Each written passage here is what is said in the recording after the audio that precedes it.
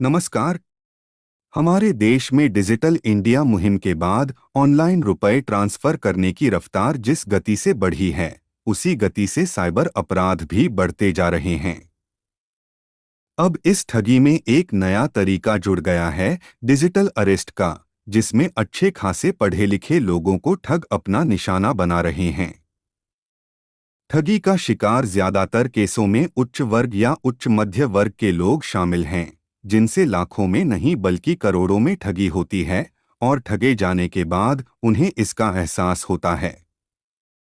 हाल में भारतीय सेना के एक रिटायर्ड मेजर जनरल को साइबर ठगों ने डिजिटल अरेस्ट करके अपना निशाना बनाया है।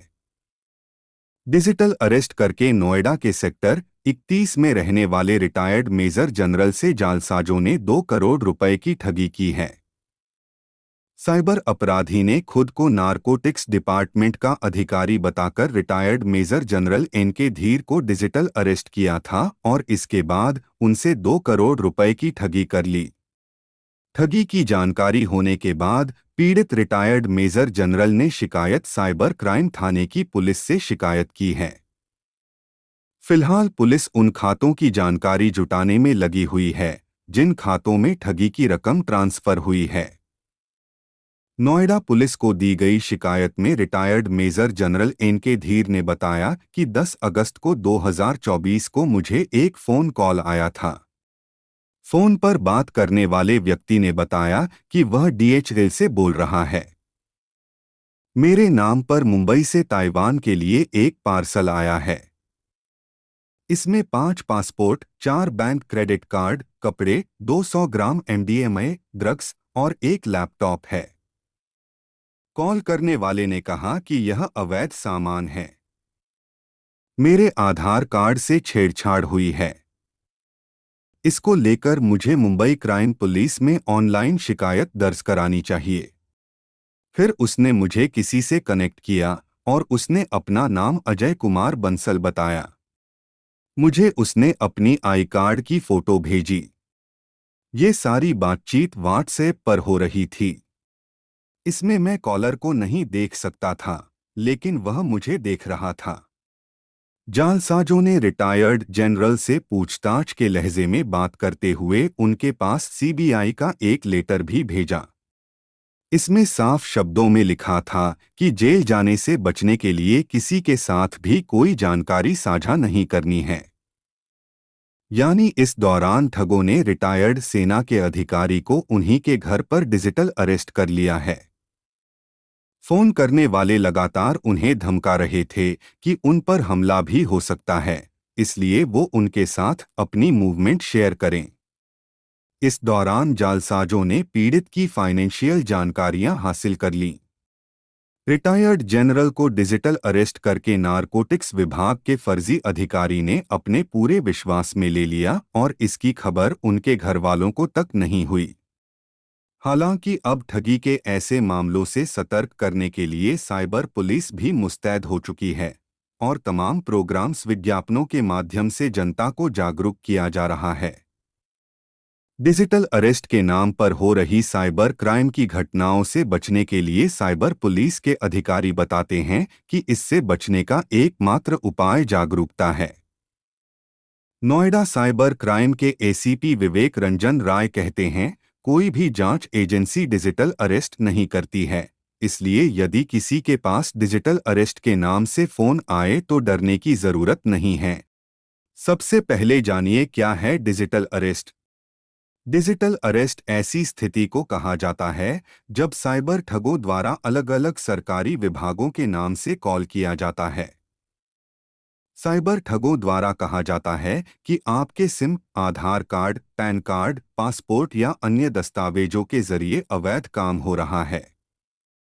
इसी का डर दिखाकर व्यक्ति को घर से बाहर नहीं निकलने दिया जाता और पूरा खाता खाली करवा लिया जाता है। यानी साइबर अरेस्ट ठगी का एक ऐसा नया तरीका है जिसके जरिए अपराधी लोगों को बंधक बना लेते हैं। खुद को पुलिस, CBI, कस्टम या अन्य किसी एजेंसी का बड़ा अधिकारी बताकर धमकी देते हैं कि उनके खिलाफ गंभीर प्रकरण दर्ज हैं। डिजिटल अरेस्ट के मामलों में साइबर ठग एक एक ऐसा सेटअप बना लेते हैं जिसमें लगता है कि वे पुलिस स्टेशन से बात कर रहे हैं। साइबर अपराधी पीड़ित को कॉल करके कहते हैं कि आपके फोन नंबर, आधार, बैंक अकाउंट से गलत काम हुए हैं।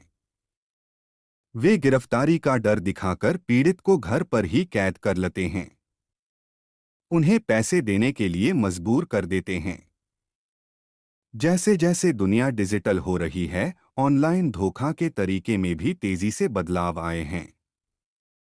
भारतीय रिजर्व बैंक ने अपनी एक रिपोर्ट में बताया कि वित्त वर्ष 2023 में करीब 30,000 करोड़ रुपए से ज्यादा के बैंक फ्रॉड रजिस्टर किए गए। कैसे बचे साइबर क्राइम से?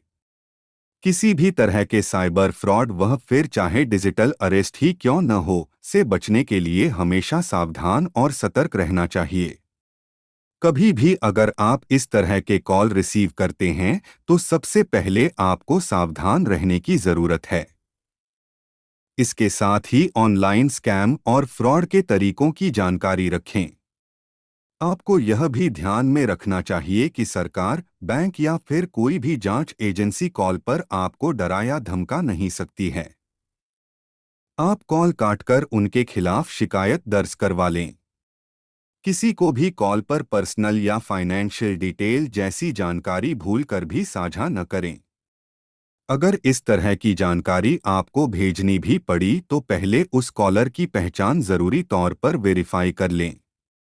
यह बात गांठ बांधकर रख लें कि बैंक या कोई ऑफिशियल संस्था आपसे फोन पर पिन या आपसे जुड़ी निजी जानकारी नहीं पूछती है। अगर आपको किसी भी तरह से स्कैमर्स की कॉल या मैसेज आते हैं तो इन्हें तुरंत रिपोर्ट करना चाहिए। इसके साथ ही अगर आपके बैंक अकाउंट में कुछ भी संदिग्ध लगता है तो इसकी शिकायत करें। स्कैम कॉल या मैसेज को रिपोर्ट करने के लिए सरकारी पोर्टल चक्षु का इस्तेमाल किया जा सकता है। ऑनलाइन स्कैम या डिजिटल धोखाधड़ी से बचने के लिए अपने सभी अकाउंट, बैंक से लेकर सोशल मीडिया और ईमेल को सुरक्षित रखना बहुत जरूरी है। अपने सभी पासवर्ड और पिन समय समय पर अपडेट करते रहें और उन्हें मजबूत बनाने की कोशिश करें। इसके साथ ही अकाउंट की सेफ्टी के लिए 2 फैक्टर ऑथेंटिकेशन जरूर ऑन कर लेना चाहिए।